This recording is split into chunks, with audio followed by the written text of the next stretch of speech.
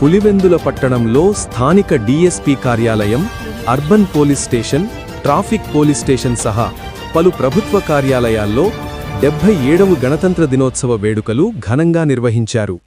ఈ కార్యక్రమంలో డీఎస్పీ జాతీయ జెండాను ఆవిష్కరించి పోలీసు సిబ్బందికి శుభాకాంక్షలు తెలిపారు.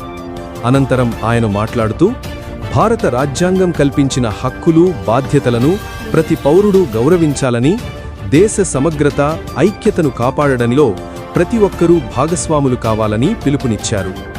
చట్ట పరిరక్షణలో పోలీసుల పాత్ర కీలకమని, ప్రజలకు ఎల్లప్పుడూ సేవలందించే విధంగా పోలీస్ శాఖ పనిచేస్తుందని ఆయన తెలిపారు. ఈ వేడుకల్లో అధికారులు, పోలీసు సిబ్బంది పాల్గొన్నారు. దేశానికి ఒక స్వతంత్రమైనటువంటి రాజ్యాంగం ఉండాలని చెప్పే ఉద్దేశంతో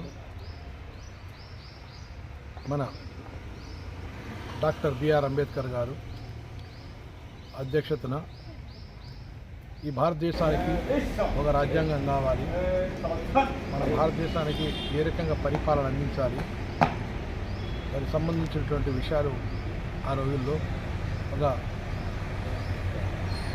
ఈ 1950 జనవరి 26 నుంచి అమల్లోకి వచ్చింది. ఆ రాజ్యాంగంలో ముఖ్యంగా 8 షెడ్యూల్స్ ఉంటాయి, 22 భాగాలు ఉంటాయి, 395 ఆర్టికల్స్తో మన దేశ కాలమానంలో ఏం జరుగుతున్నాయి, అన్ని వర్గాలకు ఏ రకంగా న్యాయం జరగాలి, మన పరిపాలన విధానం ఏ రకంగా ఉండాలి అని చెప్పి కులంకుషంగా ప్రతి ఒక్కటి డాక్టర్ బిఆర్ అంబేద్కర్ గారు మన రాజ్యాంగంలో పొందుపరిచారు.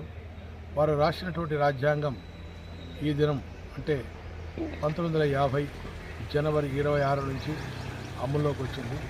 మన పరిపాలన వ్యవస్థలు, న్యాయ వ్యవస్థలు ప్రతి ఒక్కటి జరుగుతున్నాయి. ఈ రోజు నుంచి అమల్లోకి వచ్చింది కాబట్టి ప్రతి ఏటా మనం 26వ తారీఖున జెండా కార్యక్రమాన్ని, ఎగురవేసేటువంటి కార్యక్రమాన్ని మనం చేసుకుంటున్నాం. ముఖ్యంగా యువత కూడా ఈ రాజ్యాంగంలో ఉన్నటువంటి విషయాలు ప్రతి ఒక్కటి తెలుసుకొని మన భారతదేశానికి ఏ రకంగా ఇతిహాసాలు, రామాయణము, భగవద్గీత అనేటువంటి 2 పుస్తకాలు ఉన్నాయో, గ్రంథాలు ఉన్నాయో, మన రాజ్యాంగాన్ని, మన దేశానికి సంబంధించినటువంటిది రాజ్యాంగం కూడా చాలా ముఖ్యం. దీనిని ప్రతి ఒక్కరూ విధిగా చదివి తెలుసుకొని వాళ్ళ హక్కులను, వాళ్ళ యొక్క ఆదేశ సూత్రాలను పాటిస్తూ, హక్కులను ప్రశ్నిస్తూ యువత ముందు పోవాల్సిందిగా నేను కోరుకుంటున్నాను. Thank you.